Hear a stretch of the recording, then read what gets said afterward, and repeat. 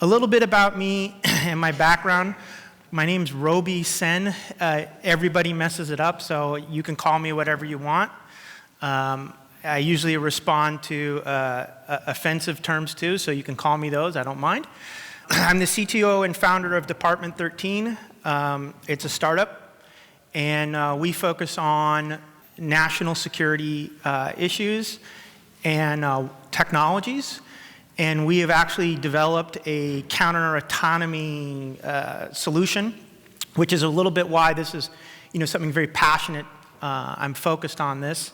I'm an entrepreneur and inventor. This is my 6th or 7th startup, and if anybody ever wants to know how to really do everything possibly wrong when starting a company, you could talk to me about that. I've got you covered, okay? So learn through my mistakes. By the way, this one, we just went public last year, so I think just through stubbornness, I figured out some things. I've got a lot of written books and papers and a bunch of patents around wireless technologies, computer science, artificial intelligence, encryption, and junk like that. I've done a lot of research for organizations like DARPA, RRTO, OSD, and my background is in mathematics, computer science, but my graduate degree is in history. So I like stories, and I like history, and I like to talk a lot. So hopefully I won't bore you with some of my historical anecdotes and a little divergence into history. A little bit about the agenda. We're going to talk about what is autonomy. So we all have a kind of a similar idea. We will talk a little bit about the history of autonomy and what the future might bring. I'm going to mostly be telling you guys scary stories, right, and concerns, but that's, I have a very biased perspective. I'll acknowledge that right away. I'm the person sitting up late at night thinking about, what horrible thing could happen next, but there are definitely many benefits of these autonomous systems, and those are important to understand and acknowledge. And one of the reasons I bring this up is autonomy, artificial intelligence, self-motivated, driven gadgets and machines are generally presented in two perspectives. One is, this is the utopian invention. Now that we have drones dropping us our packages from Amazon Prime, world peace will break out, right? Or they're presented as, this is Skynet, next year, it's all over, right? Doom and gloom. The reality is somewhere in between and very complicated. One of the reasons I like this topic, I think we were talking about how some people come off as brilliant, but they're really full of BS. Kind of the way I've evaded that is I always go to topics where nobody really knows anything about it, so it's easy to shine because you're the only one there. But this is an area where we've had people like Hawkins, Gates, Elon Musk all speak about the risks of autonomy. And I'll tell you what, some of their thought processes and responses are not as good as students I've heard from MPS. This is both a compliment and also a comment on these issues are so broad, so big, that it's not easy for one person to understand it. So I want to present both sides, and I also want to get you folks involved in some of these discussions because this is an area that nobody really has got it. The next thing I'm going to talk about is the risks of autonomy, and we'll cover all sorts of scenarios, including my favorite, which are existential threats. That's the kind of things I like to think about. And then what I want to do is get to what can we do about it. And I'll tell you, nobody really knows right now. So I work for a company that's trying to solve this problem, and nobody has a good solution, right? We all have pieces of it. And one of the things that I was last year sat on a White House panel looking at solutions to autonomy. And one of the things I found is that people were too focused on one kind of silver bullet, where the answer is going to be, again, complex, many different things. And this is something that I hope after this talk you go home, you think about it. Maybe it opens up some ideas in your mind, because what we're going to talk about autonomy is literally going to affect all of us all the time. It already has. You just may not notice right now. But within 5 years, what we're going to define as autonomous systems will be surrounding us. So I kind of was talking about what this talk is really about. This is not just me lecturing, and I know from the past that you folks are not shy or squeamish about raising your voice, so I'd like you to ask questions anytime during the presentation, okay? Hopefully about the presentation, but go ahead, ask questions. So my simple thesis here is that while autonomy has undeniable benefits, it has risks just like anything else. Those risks, though, are so large and they're so hard to quantify, and the technology is changing so fast that if we don't look at them and focus on counters now, by the time those so-called existential threats happen, it'll be too late to resolve, okay? So that's the simple thesis underlying what I'm going to talk about. So we'll talk a little bit about the benefits and risks, all the other things, but one of the things right here at the bottom again is I want to solicit your thoughts on where things are going and what to do, okay? Just reiterate that. So what is autonomy? Autonomous system is a system that can perform a set of tasks or missions without external user control. Okay, that's the definition that is the kind of current definition, but this definition is very nebulous and changes a lot. So in general, autonomous systems can sense their environment. So, you know, a simple mechanical robot that just maybe moves something and does some task like punches holes like on an assembly line, that may not be an autonomous system because it's not sensing anything in the environment. It can't react to the environment. You said perform tasks without lots of human guidance. Maybe a human interacts with it and gives it some directions, like go over to the house over there, but it does all the flying itself, okay? An autonomous system avoids negative outcomes or harm from its platform. By the way, that's a very new thing added. While people have always been worried about this, they're now getting really worried about the potential harm from autonomous systems because of issues like we've seen with the, the Tesla that crashed a few months ago because of inability for the system to differentiate between a vehicle that was turning in front of it and an empty space. So we've got to really be thinking about what are the outcomes that these things that we're developing, are they looking for the best solution that reduces risk? So a little bit of history about autonomous vehicles and autonomy. Really kind of the start of what we would think of as modern autonomy happened in the late 1800s, mostly around, how many naval people in here? Only a couple Navy folks? Well, a lot of this started with torpedoes and guided torpedoes, okay? Trying to make a device that could move towards its target, sense its environment without human guidance. They figured out later that they needed to put countermeasures to avoid bad outcomes because they had lots of situations and cases where the guided munitions would come back around and accidentally hit them. This is an interesting set of imagery. It is from 1889. Nikola Tesla designed a waterborne drone. The picture on the far left is a reproduction using plastic. You can see all the components. It was RC guided. You could give it simple controls and it would do things. He went on to make a dirigible. I believe he made a simple ground vehicle. All of these RC controlled or simple autonomy. This is, you know, the 1900s. So one of the points here is this is not necessarily a new concept. What we think of as drones or autonomous vehicles are not inherently new. They've been around for a long time. I'll make a comment that William Gibson, the quote is, the future is here. It's not widely disseminated yet. So one of the things, you know, I talked about, I love history. we can look at the seeds of history of where our autonomous systems came from.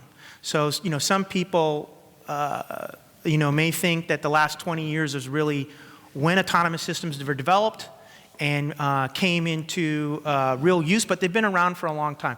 So going back to basically pre-World War II, there was all sorts of autonomous systems. One of the most important is probably this Kettering bug, which you see up in the right-hand corner. It looks like a biplane. It's actually a guided torpedo. It would fly towards its target, and then it would separate from its wings. It would drop in the water. It would go after its target.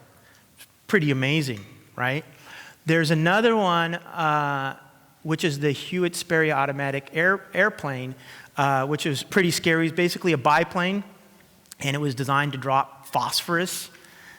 Pretty awful stuff. Another weapon. There was lots of guided munitions and other guided vehicles, including what kind of surprised me is the Japanese and the Germans especially were developing RC-controlled tanks. The Soviets took it one step further. They made 2 brigades of RC-controlled, some with cameras in them, tanks, 2 brigades. The problem is they could never figure out how to keep the radio signals from degrading. They could never keep a good signal, so they couldn't maintain control of the tanks.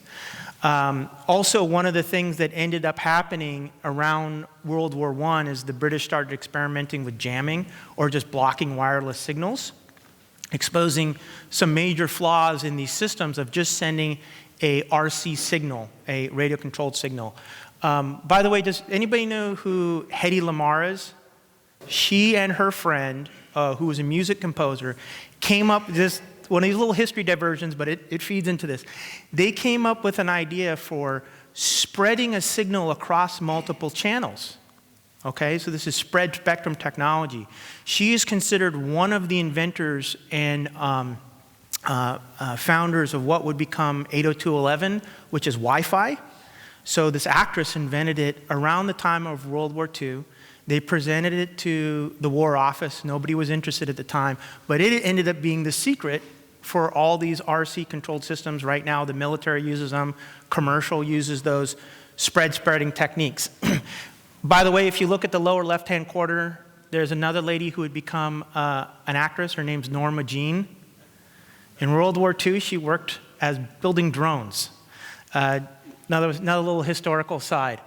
World War II, we saw a massive explosion, pun intended, I guess, in technology around autonomous systems. There's a lot of people who are trying to figure out what are new ways for guided munitions, and then people trying to figure out different ways to get soldiers out of the line of fire. One of the first applications in World War II of autonomous systems is making essentially small tanks that were clearing minefields. Because if it gets blown up, at least you don't lose a human. You put the autonomy kit back into another tank, and you just keep driving them around. There's all sorts of other neat things there. One is Operation Aphrodite, where they took a B-17, they stripped it down, they filled it with explosives, put television cameras in it, and by the way, this was super, super secret at the time. They had figured out how to do long-range telepresence and flying of these vehicles. And basically what they would have, how it would work is they would have one plane flying this plane at a distance, a standoff, a large standoff, and they would fly it into the target, kind of like a kamikaze bomb. They ended up having a lot of complications with it, but we see this as one of the precursors to autonomous vehicles and drones. One of the most famous autonomous vehicles was in the right-hand corner, that biplane again, was what the British called the Queen Bee. And it was used extensively during World War II for aerial surveillance, and not very many people know about this. It was one of the big secrets. The Americans saw the Queen Bee, went home and said, we've got to make some of these. And as a little bit of tip of the hat, they called the vehicles they made drones. So, little historical tidpoint, little thing. If you're talking to your kids and they're talking about their drone, you can throw that out there. Okay, you're not impressed. My son loves that kind of stuff. So after World War II, we see a huge change Lots of autonomous vehicles. One of the things that was really interesting is you look at the bottom there, that car. That is the Firebird 3, 1960, autonomous self-driving car. It has room for 2 people. It's really, really ugly, but it was an autonomous self-driving gas or electric car, 1960. You see up in the top right-hand corner, I think it was called a lightning bug. The drone, these were used extensively in Vietnam for aerial surveillance, video recording. And in the lower left-hand corner, at the first industrial robot, and this one could sense its environment, detect flaws in things, pick things up, build things. And that was 1960 as well. That was the first commercialized industrial robot. And then, of course, to the right is, I believe that's actually a Reaper. But the Reaper comes from the, I think is it the M1Q Predator, which came from a design by Abraham Karim, who was actually an Iraqi, some irony there, who moved to the United States and designed a vehicle called the Amber, which ended up becoming the Predator in the 80s. So a little bit of what we're seeing now and we're going to be seeing in the future is these autonomous systems are going to be everywhere, and they're already starting to be everywhere. You see in the lower left-hand corner, I believe that's Singapore Night Systems. It's a security robot armed with a taser, and it's supposed to fill the role of a security guard. Although I think they removed them from that mall because one of them ran over a toddler, and it weighs. You guys laughed, I didn't. So it weighs about 300 pounds, and it hurt his foot. And we'll get to this, but this is one of the problems. The autonomous systems do one job really well, but when something goes outside of a boundary, we can have problems. In the middle, bottom middle, that is a fully autonomous tanker. So I wrote a chapter for maritime security, a book on maritime security. And one of the big things that we've been seeing in the industry, and you're seeing it everywhere, autonomy to remove humans, to make things safer, more cost-effective, et cetera. So people have come up with the idea of we're going to automate completely tankers, things like liquid natural gas tanker, which, a small one has, maybe 20 times more explosive potential than Hiroshima bomb. So you can imagine that is all autonomous, and somebody decides to take control of that and create the situation where that system can be turned into a bomb. It's a pretty big threat. We're already seeing in Germany and also here in the good old United States delivering beer in Fort Collins, Anheuser-Busch driving fully autonomous vehicles to deliver beer, right? That's a very important part of autonomy, delivering beer. We all know about the Tesla, Amazon Prime, the Boston Robotics Mule, the self-navigating robot quadruped to help carry and protect you. So those are some examples of what's going on now. In the near future and beyond, what we're going to see is autonomous systems become completely ubiquitous. Your phone is turning into an autonomous system, okay? Not only does it have these agents, Siri, Google Voice, etc., many people are starting to set up their phones so their phones are collecting biometric data. Their phones are managing their home and their household. Their phone manages their health schedule, their medication schedule, their just normal schedule. It's automatically sending messages for them. It's automatically handling and receiving messages for them. Your phone is probably the most invasive device we're going to see. And as they get smarter, they're going to offer us all sorts of capabilities as humans to do lots and lots of things, such as take your kids out and do work, right? I think we all do that. It's a very, very powerful function and feature, but soon they're going to help drive your car for you. You'll be able to step into a car, it'll detect your phone, you'll have apps on your phone, and you can just pay for the vehicle you want to use, and you can have it share or drive. We're already seeing phones managing and controlling all sorts of wearable devices that people are having and sensors. One of the things I have in the lower right-hand corner is a nano machine. One of the things I write up here is in the near future, autonomous devices will be inside us and working. They already are. The future's here, just not widely disseminated. My father, as a neurosurgeon, was showing me some little robots they put in capillaries or major blood vessels to do repairs.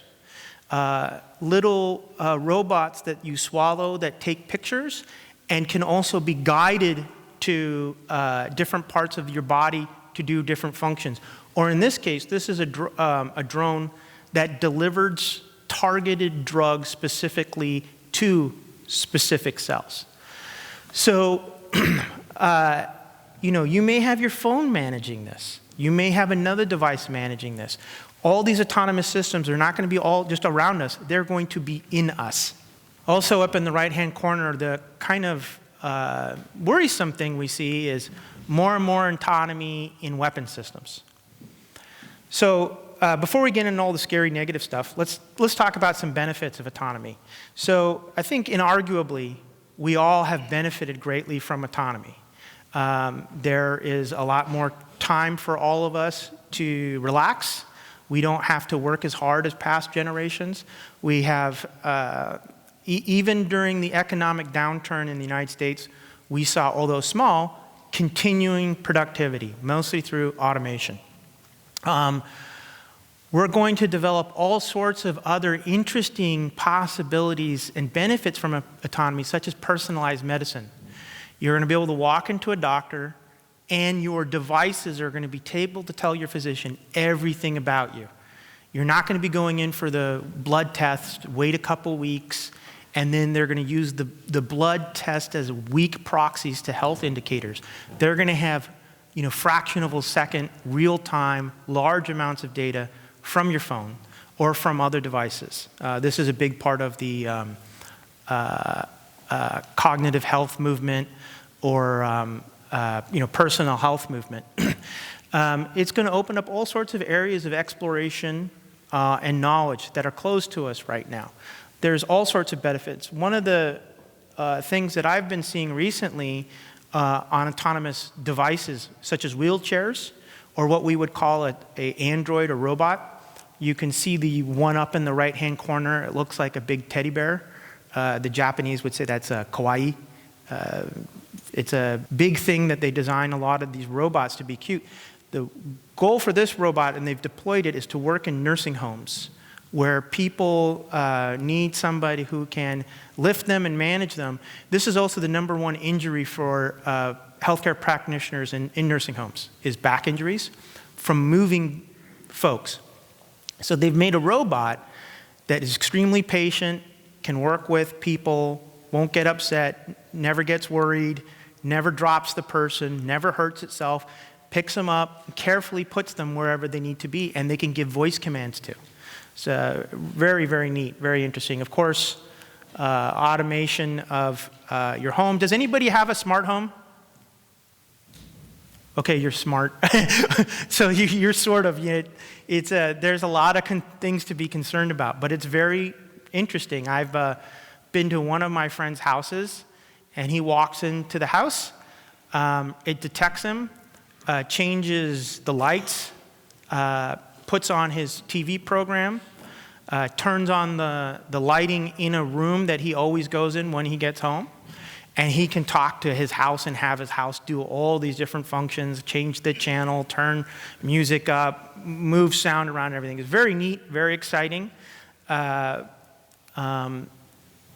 going to see a lot more of that. Another benefit, of course, from autonomy, I think, is there's 10 million examples here. I'm just giving a few to give you guys something to grounded, something to work with. But we've all seen the Teslas, the Mercedes, all these self-driving cars.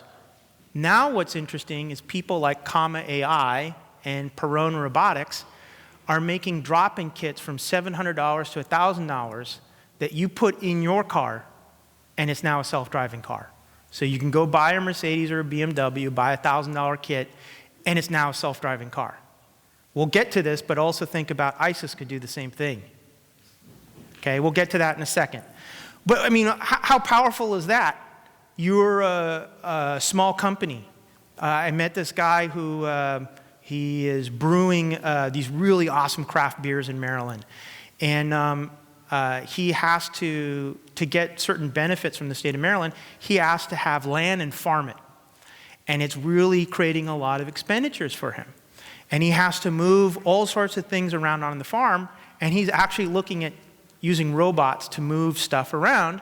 He went to go look at the industrial robots, and they're super expensive. He's now looking at one of these kits to make a truck go back and forth with different materials that they know different parts of the work site need, and they can get rid of a human driver. So that's a benefit. Also, there's a risk here, and I'm sure you guys saw that. City and states and governments are creating all sorts of rules about autonomous vehicles. San Francisco is looking at creating lanes just for self-driving taxis. Interesting. Other states are banning or encouraging self-driving vehicles. And there's lots of opportunities and benefits for entrepreneurs and businesses around autonomy. So let's get to the fun part, which is the potential for things to blow up. At least that's fun for me. Bit of a nihilist. So I'd like to hear from you. I've listed a few potential concerns, and we'll go through use cases. If you have any that you're thinking of while I go through this, please raise your hand. Okay, please let us know. But a couple are the obvious: economic disruption. Lately, there have been a lot of stories in the news cycle about the coming wave of robotics is going to cost 2 million jobs, 10 million jobs, 20 million jobs in the next 10 years. I mean, I don't know where they get these numbers, but there's a lot of concern about automation, removing skilled labor from the market. And what do you do with those people then once they've lost their job? How do you re-educate them? How do you support them? What happens when much of skilled labor goes away? Social disruptions are related to that. You can just imagine you basically, let's say, unemploy every machinist and automotive worker in the car industry. That wouldn't go over very well, I would think. The obvious thing, runaway devices. There's a Tom Selleck movie from the 80s, I think, called Runaway. Does anybody remember that one? Well, Gene Simmons. Okay, somebody saw that. So, 1980s movie, Tom Selleck. It's like I think it's LA in the future, the far distant future, like the year 2000. And there's all these robots running around, and they have a police squad that's a lot like the bomb squad, that when a robot runs away, goes crazy, malfunctions, they send out these police who take care of it. And my favorite part of the film, Tom Selleck's trying to impress somebody, so instead of using all the electronic gizmos they have to manage these robots, he goes and beats it with, I think, a chair and a shoe and a computer monitor before he defeats the robot. But runaway devices are actually a real issue. We've had a couple of runaway devices from a Russian system that's much like the Boston Robotics Mule. It's run away twice from their lab. It's like, I'm out of here. I don't like this place. By the way, has anybody seen this TV show Westworld? So a lot of creepy things here, but a lot of good things to think about. What are these risks of these devices as they get more and more intelligent and they invade our lives more? They become we already are making pacemakers that aren't just a simple pacemaker that measures a beat. These ones are now measuring glucose levels. They're monitoring your blood pressure, all this stuff, and they've got a wireless radio on them, which just is crazy to me. But, somebody can then hack your pacemaker. But, all these autonomous systems are going to not only be, in us, around us, but they're going to be interacting with us, and in some ways replacing normal human contact. So what do we do about that? Exposure of critical infrastructure. I think there was a talk about hacking. Most of our critical infrastructure is exposed right now. And sometimes it's hard to get to, but almost all of it you can get to through various SCADA networks. It's getting worse now because they're doing these things like the smart grid, where they're trying to make power systems that are intelligent, that can decide how much resources to apply, when to turn down a generator, when to turn it up, all these kind of things. those things then can get exploited, and you can do things like take down power grids, right? Or they get confused sometimes. There's limits to autonomy. What are those limits, and are we thinking about them correctly?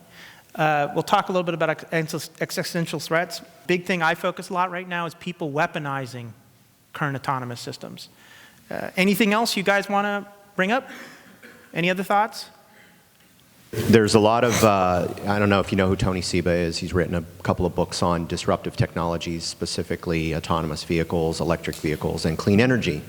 And him and a few others are saying, we got this all wrong, that the timeline is much shorter than what we think. We're going to reach a tipping point in 2020, and by 2030, this is going to be life.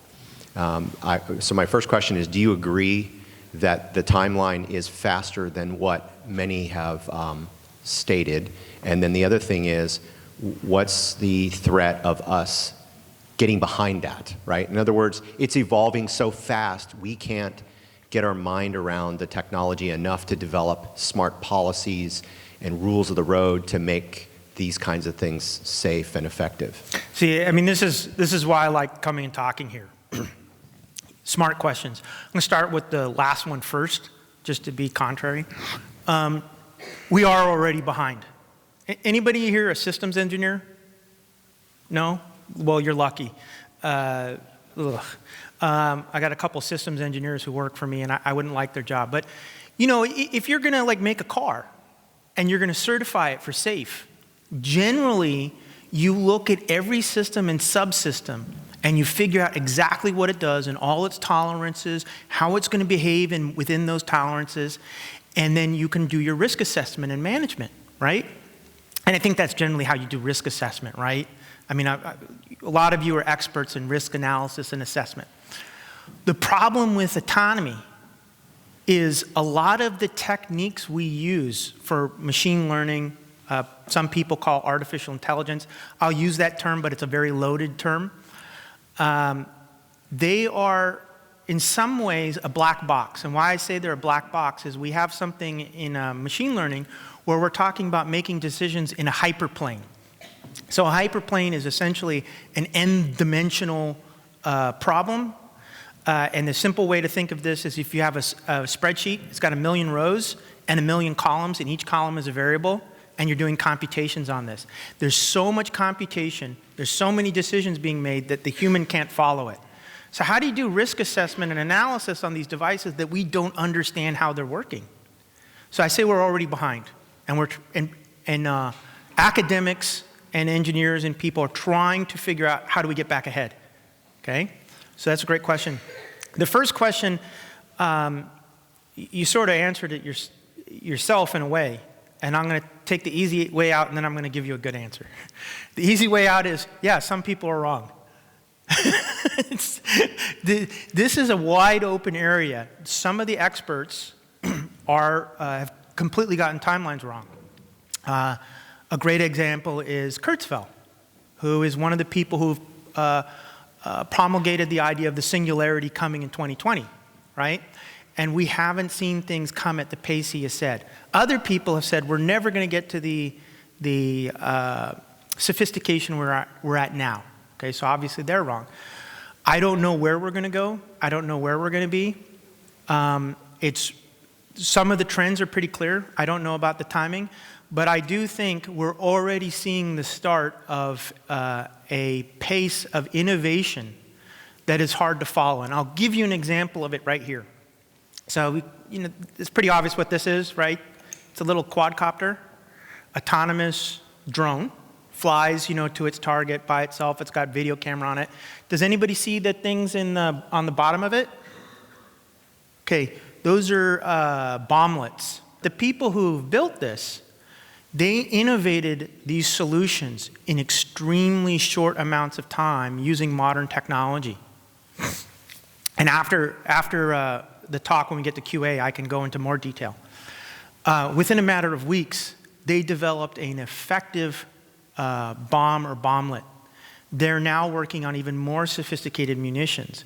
But what's amazing is not only they innovate at the speed of a startup, right? And this is the other thing. We have big government, where you guys work a lot. And many of you have brought skills, mindset, abilities that you've brought here or learned through yourself to your jobs to help innovate, to get people to think, to break these sclerotic bonds that slow us down. But the bad guys, they've got no constraints, right? They got no morality and a lot of money. They can do whatever they want. They're moving at hyper speed. But what's scary is once they figure something out, they share it with all their friends. So now, because of the internet and other technologies, these innovations go right from the thought leaders to people who may not be very sophisticated.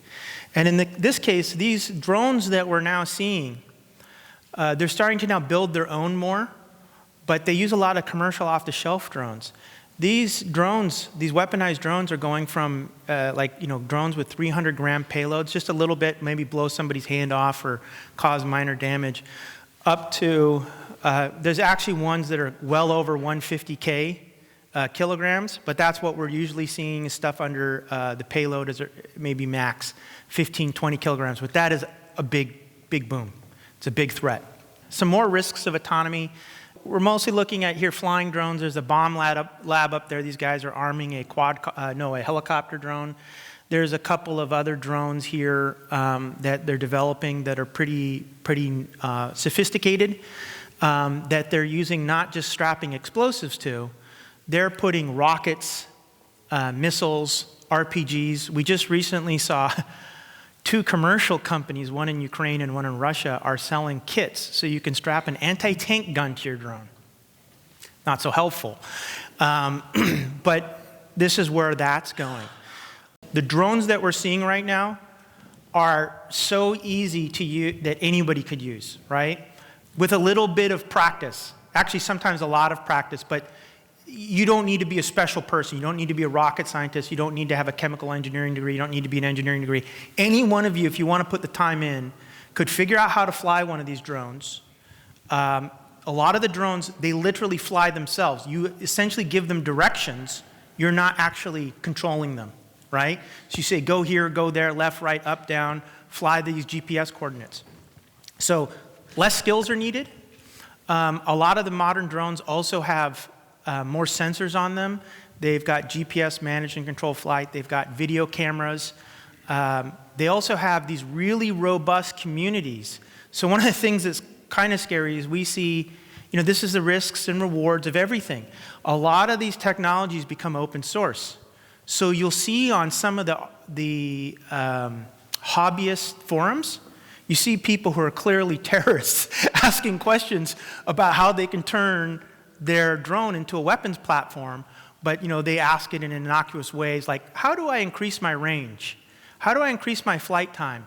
If I wanted to carry a 1 kilogram payload and release it, how would I do this? So, this is the main reason why those drones are interesting, but it's not just the flying drones. We'll talk about this in a minute, but we're seeing a lot of the new autonomous ground cars, including toys, being used by bad guys. They're putting munitions, artillery shells, all this kind of stuff on it, and they give it a command and it drives off and goes and detonates. We're talking about RC vehicles, but autonomy just means it can sense, it can manage itself, it can do actions. In this case, it doesn't seem, the goal is to do harm. These are something we started seeing early in Syria. We've seen other places. They are firearms connected to radio control systems. They've then gone a step further. I have a video of this, but the one up in the right-hand corner is a large caliber Russian machine gun, and they have put an autonomous system on it. I think they use a Sony PlayStation and Sony PlayStation controller to manage it and set it up. But basically what they do with this weapon is they put it in ruins, in buildings, and then when folks drive by, like convoys, they can remotely or autonomously ambush them. So, by the way, we've also seen some criminals do this for your police officers. It's been in foreign countries, but using these RC munitions because they're learning how to do it from the terrorists. in the bottom right-hand corner, I like this one because it's one of the early ones. It is actually a cart that drives around radio-controlled on a machine gun. They've now got it to the point that it can auto-pick out humans and just start shooting at it. Because they have no morals and they don't care about anything, there's no safeties. So they just put it in an area and drive, and it shoots everything it sees. So one of the things is they mostly use open source programs. So I mentioned Comma AI and a couple other people, and I mentioned software from like OpenPilot, Neo. These are all open source software they can download, where some of the smartest minds in machine learning and computer science have built these systems. And so what they do is they take it, somebody who's kind of smart sort of figures out how to make it work, and they put a gun on it. Because once again, no safety, no concern about anything other than making a weapon. This is a great example. This is a autonomous VBIED, right? We first saw these in Iraq, and luckily they were so bad. The first one I think I saw was an up-armored vehicle that they'd packed with explosives, and it was completely autonomous. It went driving towards a forward operating base, and because it was GPS controlled, it was doing this a little bit. They didn't have a great autonomous vehicle program to drive it, so they tried to call it. They shot at it a couple of times to warn it. At about 1 kilometer, 1.5 kilometers out, it still wasn't responding, so they put a tow missile in it, and it made a huge mushroom cloud. I mean, it's just unbelievable video. Bad guys are starting to do this, and now they're actively looking at trying to buy these DIY kits. Some of these plans are on the internet. And one of the things the terrorists are actively talking about now is, can we go get 10 Toyota trucks, put these autonomous units in it, put explosives in all of them, and now we take out that human that's in the loop. I don't know if most know about VBIDs is usually they have a person and a radio detonator.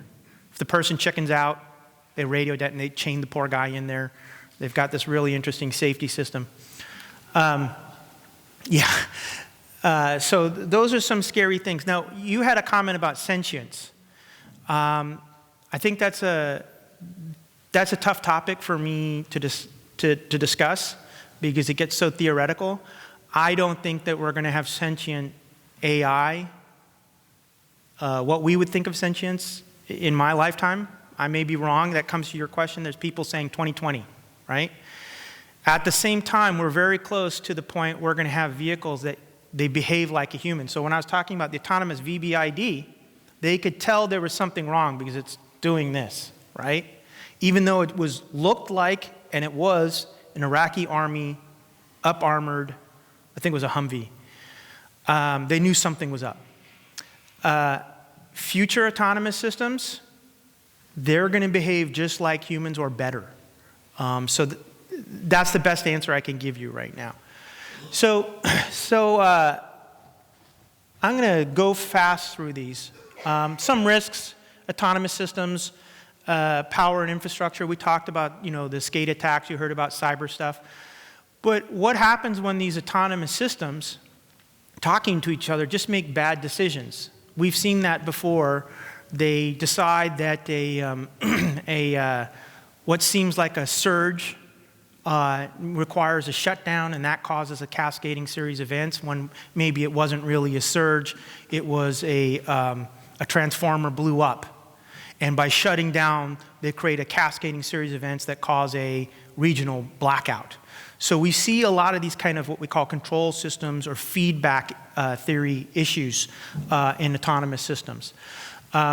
Just the basic things like about drones, we've been seeing people do things like fly a drone into a power lines and took out all the power to West Hollywood by accident.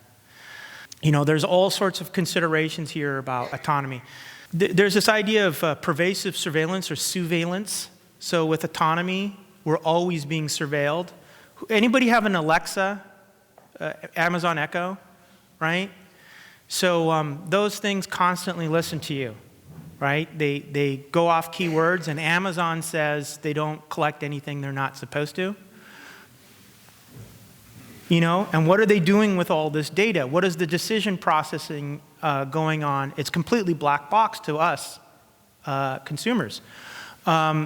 There's a number, like I went and turned the TV on in my room here at Herman Hall, and it said Philips Smart TV, right? Oh, it's a smart TV.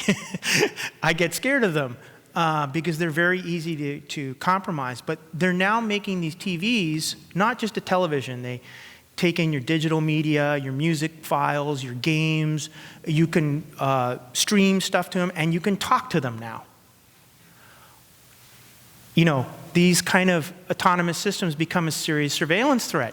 How do you know when it's on, when it's monitoring you, what it's collecting about you? As well as we're seeing all the time people using autonomous vehicles to, here's another example. Anybody drive rental cars? Like just about everybody. Anybody ever use your Bluetooth to connect your rental car? You don't? Good. Never plug your phone into a rental car, because it will take all your contacts off of it. It'll collect information from your phone. Who knows what happens to that, right? And in the future, as we're already seeing with these cars that have serious autonomy in them, they're collecting all sorts of information about the driver to tailor the experience better for the driver. But once again, what happens with that data?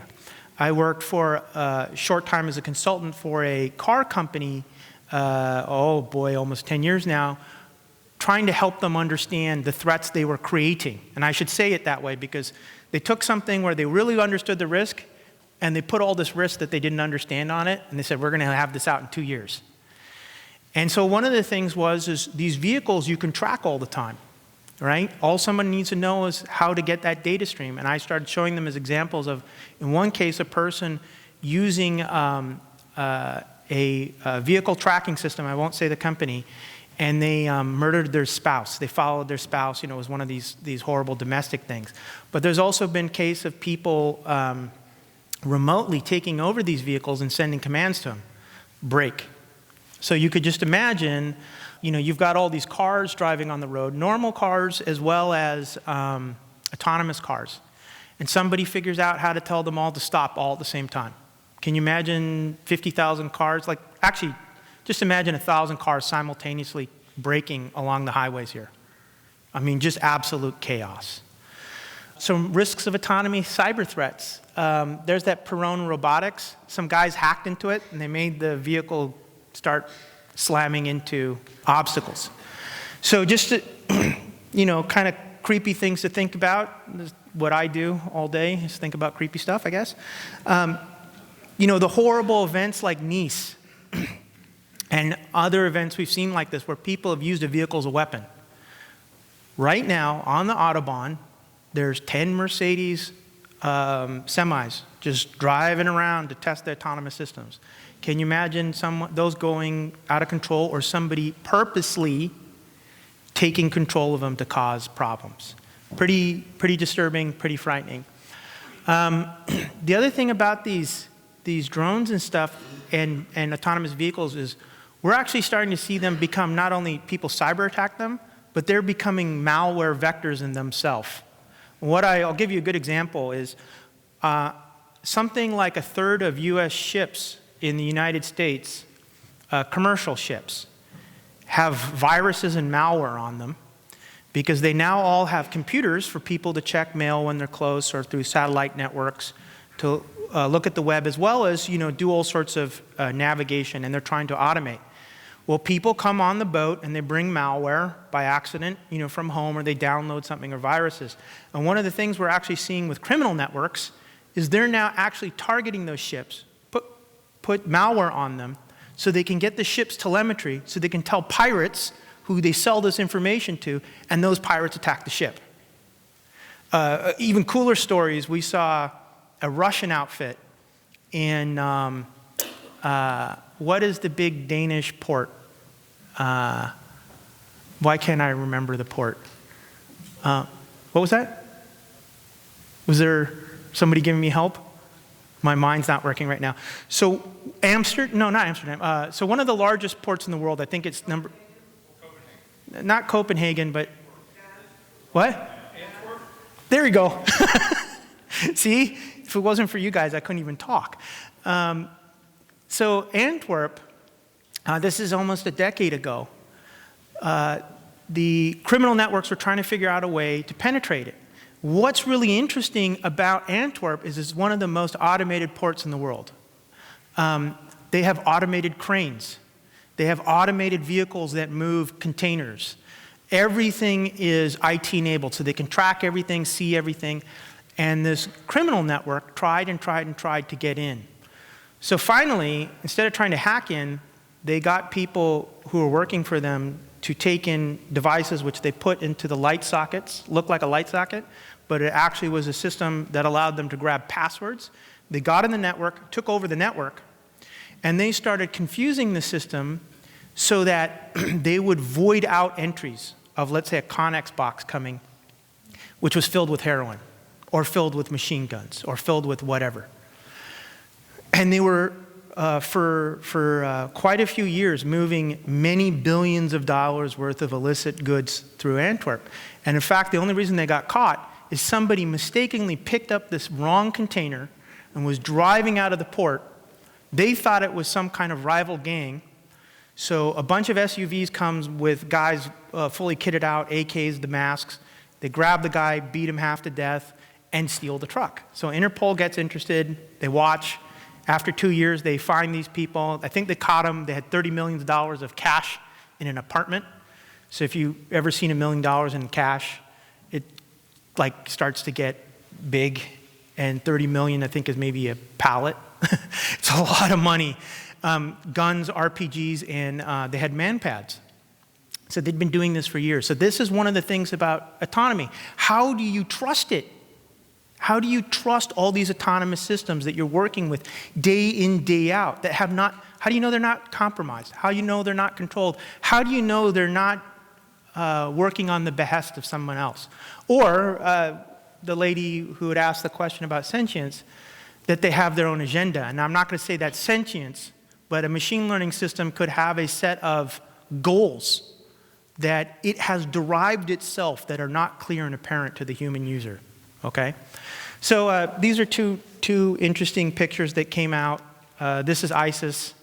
They are promoting that they are going to use autonomous vehicles to attack the states. Quite aspirational. But they're trying.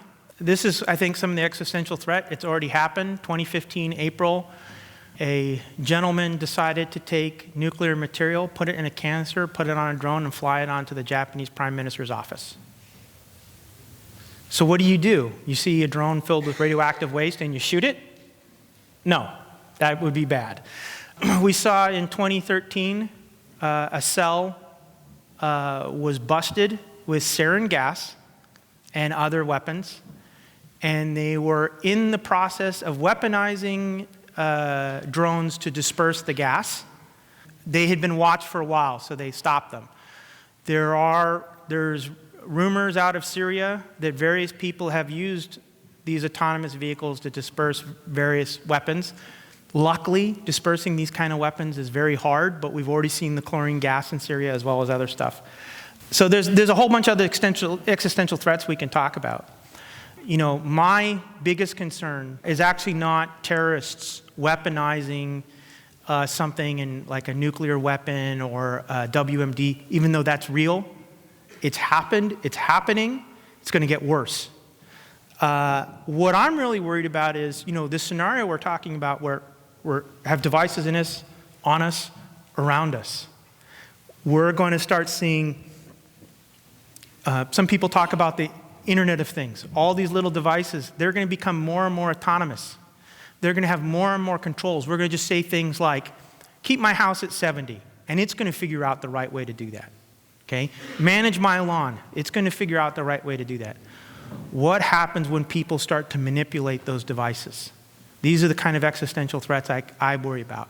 So for example, I mean, just imagine all of us have these phones with all these smart assistants and we all use Google.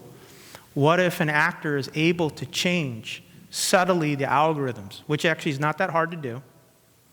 And if you really wanted to do it, there's ways to do it that even Google wouldn't know about.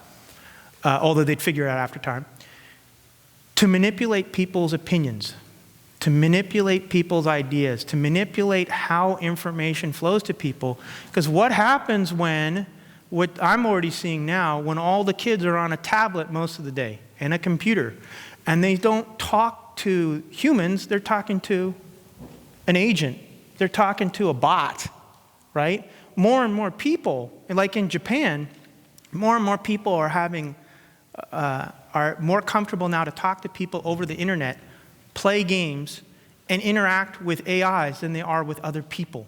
It's like 48% of people prefer that than talking to other humans. 48% of people, I think, who are 18 to 50, right? Something like that. So that I see as an existential threat. It totally is changing our human experience. So anyways, we can go a lot of future threats, and I'd rather hear from you guys, different ideas. So what can we do to stop? What can we do to control? What can we do to mitigate, ameliorate the problems? So the one that everybody seems to jump to in government is policy and regulation, which are absolutely necessary, right?